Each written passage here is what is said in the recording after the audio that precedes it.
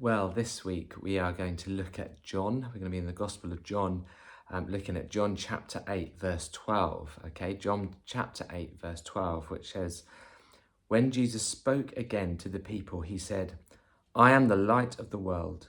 Whoever follows me will never walk in darkness, but will have the light of life.'"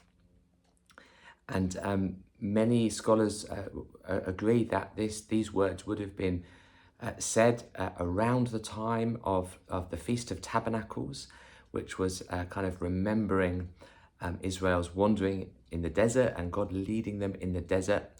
And they used to light at the temple, they would light kind of four large golden lamps, okay, to kind of signify God's light with them in the Old Testament as they wandered in the desert. You know, God's presence led them by a pillar of fire at night, cloud by day and fire by night. And so these lamps kind of represented God's presence with his people and leading his people. And so that kind of adds the backdrop to Jesus's words here. When he says, "I am the light of the world," he is saying, actually, I'm now God's presence with you. I'm now the one you should look to. It's no longer the temple. It's no longer the pillar of cloud. The pillar of fire in the Old Testament.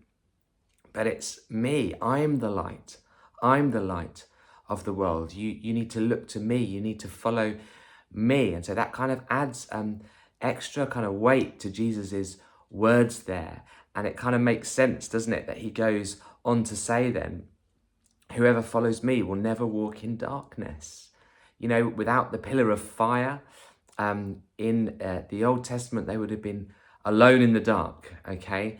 They would have not known where to go. But Jesus is saying, look, again, I'm the light of the world. You know, follow me and you won't walk in darkness. You will know where to go, where to turn. And it's a powerful image, isn't it, that Jesus gives of being the light. You know, when you walk into a room, when it's dark, what's the first thing you do? You turn on the light, right? If it's dark. Otherwise, you will bump into all kinds of things, yeah, and you can hurt yourself. And that's that reminds me again, that's what Jesus came to do, to turn the light on in our lives so that we know how to walk, we know what to avoid, we know how to live. We look to him. We're not walking in darkness anymore. There's a way to live, and Jesus shows us how to live because he is the light in the darkness. And it's also an encouragement because it says, where are we? It says, "But we will have the light of life." The light of life. The truth is, you know, this world can at times feel very dark. Perhaps you're walking through a dark time right now.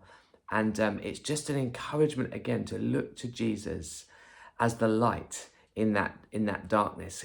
That it's only really through him and through the lens of the gospel and the goodness of God and eternity, how God is working not just for our good today, but he's preparing us for eternity, that we can begin to have hope and see light even in dark times. Because we know that even Jesus, didn't he? He went through the darkness of suffering and death, and he went into the dark tomb, and yet he was raised to life.